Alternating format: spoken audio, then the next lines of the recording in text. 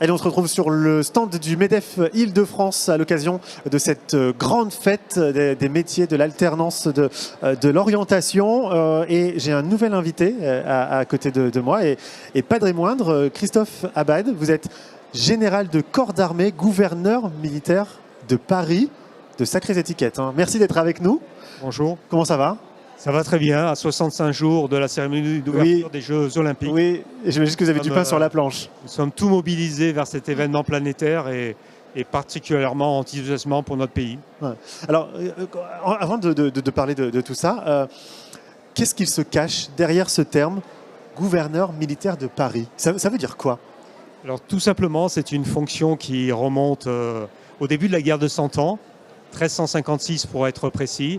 Mais la mission principale que les gens doivent retenir, c'est la mission de défense de la défense militaire de la place de Paris. D'accord. À travers l'histoire, cette mission n'a jamais changé. C'est les taxis de la Marne de Gallieni en 1914. C'est la nomination par Charles de Gaulle le 25 août 1944 du général Koenig à la libération de Paris. C'est tout ça, c'est un chef militaire qui commande des opérations militaires en Île-de-France. Aujourd'hui, je commande l'opération Sentinelle de lutte contre le terrorisme depuis 2015. Et dans quelques semaines, je commanderai l'opération qui s'appellera toujours Sentinelle, mais qui va changer d'échelle, de sécurisation, de contribution à la sécurisation des Jeux Olympiques de Paris 2024. D'accord. Alors, sans trop en dire, parce que j'imagine qu'il y a plein de secrets, ça ressemble à quoi le quotidien d'un gouverneur militaire de Paris ? Alors, c'est à la fois de la présence sur le terrain, dans le cadre de cette mission, mais il y a aussi d'autres missions. Je suis responsable de l'organisation de toutes les cérémonies militaires sur la place de Paris. Alors, la plus connue, c'est le 14 juillet, vous le savez. Évidemment. En plus, on prépare un 14 juillet inédit cette année. D'accord. Il ne se fera pas sur les Champs-Élysées, mais on descendra à l'avenue Foch. D'accord. Inédit depuis 45 ans.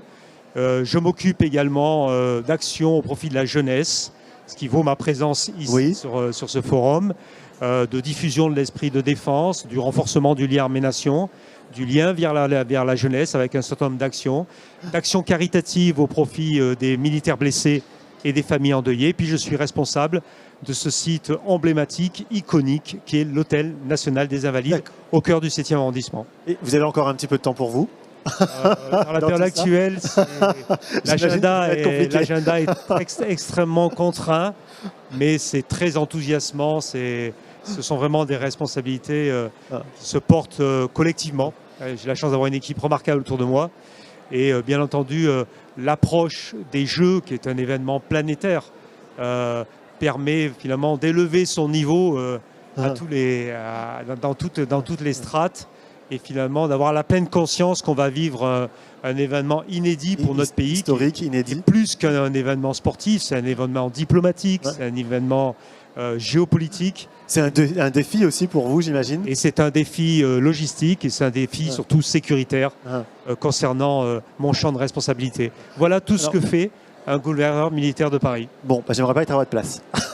Alors, vous en parlez avec passion, et cette passion, on va essayer de la transmettre justement aux jeunes auxquels on s'adresse. L'armée recrute, on le voit, hein, il y a énormément de campagnes sur le recrutement de l'armée. Concrètement, quels sont les défis en matière de recrutement dans les armées ? Alors, vous avez raison de souligner que l'armée recrute beaucoup, et chaque année. Par exemple, si je prends l'exemple de 2024, c'est un peu moins de 30 000 postes offerts, 28 300 pour être précis. 75% de ces postes sont pour des gens qui auront un statut militaire, 25% pour des gens qui auront un statut civil, parce qu'on a aussi des civils dans les armées. Les défis, pour répondre à votre question, c'est les défis traditionnels de l'attractivité, puisque nous sommes dans un monde très concurrentiel, et puis le défi de la fidélisation. C'est-à-dire que quand les gens sont chez nous, c'est faire en sorte qu'une fois qu'ils sont formés, ils restent là. Ils déroulent des parcours professionnels complets. Bien entendu, la jeunesse dans les armées, c'est l'ADN des armées. Ça donne la force, ça donne du sens aux armées, ça donne du dynamisme aux armées. Et nous avons la chance de proposer un nombre de métiers extrêmement large, sur des parcours professionnels extrêmement divers, on y viendra peut-être, et qui fait que nous sommes aujourd'hui, au sein du service public, nous sommes le premier recruteur de France, est le troisième employeur de ressources. Alors justement, vous parliez métiers. Quels sont les métiers dont vous avez besoin et vous allez avoir besoin dans les mois, les années à venir pour donner envie peut-être à ces jeunes de vous rejoindre? Alors la raison d'être des armées, c'est bien sûr l'engagement opérationnel. Donc le métier ou les métiers génériques qui sont connus, ce sont des métiers de combattants. Oui. Qui nécessitent plutôt dans des unités de combat, de l'armée de terre, de la marine nationale ou de l'armée de l'air et de l'espace. Mais nous avons aussi un certain nombre de métiers dans des fonctions d'environnement, dans des fonctions support, des métiers traditionnels dans les ressources humaines, des métiers dans le champ juridique, dans le champ des systèmes d'information et de communication. Et puis parce que les défis sécuritaires auxquels les armées sont confrontées sont de plus en plus technologiques, nous sommes dans le champ de l'innovation, oui. avec la nécessité d'avoir des expertises dans l'intelligence artificielle, dans le champ du numérique, dans le champ de la cyberdéfense, dans les champs du quantique, dans le champ des systèmes d'armes innovants, des missiles hypervéloces. Et tout ça requiert des compétences de très haut niveau. Alors, ça répond un peu à ma question suivante, parce que j'allais justement vous demander comment on attire les jeunes vers ces métiers. Parce que certains peut-être se disent, moi c'est ma vocation, depuis tout petit j'y vais. D'autres peut-être se disent, je ne sais pas si c'est fait pour moi, je ne suis pas très fort en sport, j'ai peur des armes, enfin ce genre de choses. Mais finalement, ce que vous dites là, au travers de votre propos, c'est qu'il y en a pour tous. C'est exactement ça. Il y en a pour tous, puisqu'il y a tout type de métier, très largement au-delà de l'image un peu simpliste de celui qui tient un fusil. Et bien entendu, dans les armées, la vocation des armées, c'est l'emploi des armes. Donc, mais il y a des fonctions d'environnement que j'ai décrites. Et puis ce qui est important de noter, c'est que le spectre de recrutement est très large. On recrute de 17 ans et demi à environ 30 ans. On recrute sans nécessité de diplôme jusqu'au doctorat. On recrute des gens sur des parcours très courts, des contrats courts, d'1 an, de 2 ans, jusqu'à 10 ans. On recrute des gens qui ont un statut de fonctionnaire, qui sont de carrière. Donc vous voyez la très grande diversité. Et il y en a vraiment, le message c'est que il y en a vraiment pour tout le monde, quelle que soit son aspiration et bien entendu, quel que soit son niveau physique. Il ne faut pas être un surhomme. Les armées sont l'incarnation de la nation. On y retrouve finalement la jeunesse de France qui vient servir sous les drapeaux. On sent la passion. Je suis un jeune, j'ai envie de me renseigner, je suis indécis. Je fais quoi? Je pousse la porte, je viens vous voir et je me renseigne?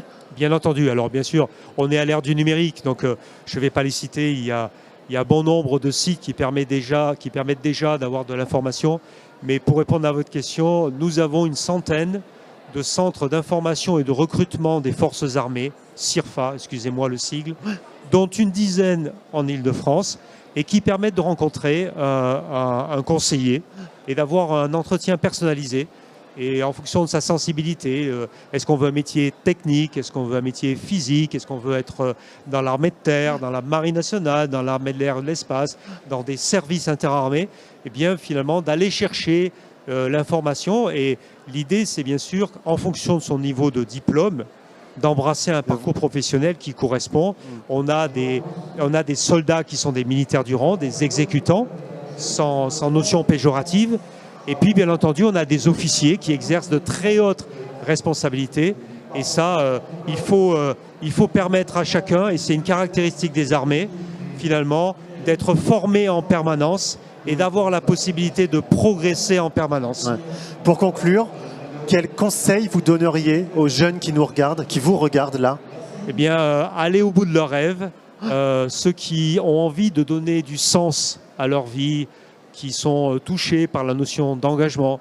Mais moi, je les invite à venir, je les invite à faire le pas, je les invite à être audacieux, à venir se renseigner et à dérouler le temps nécessaire qui correspondra à leur aspiration, un parcours professionnel.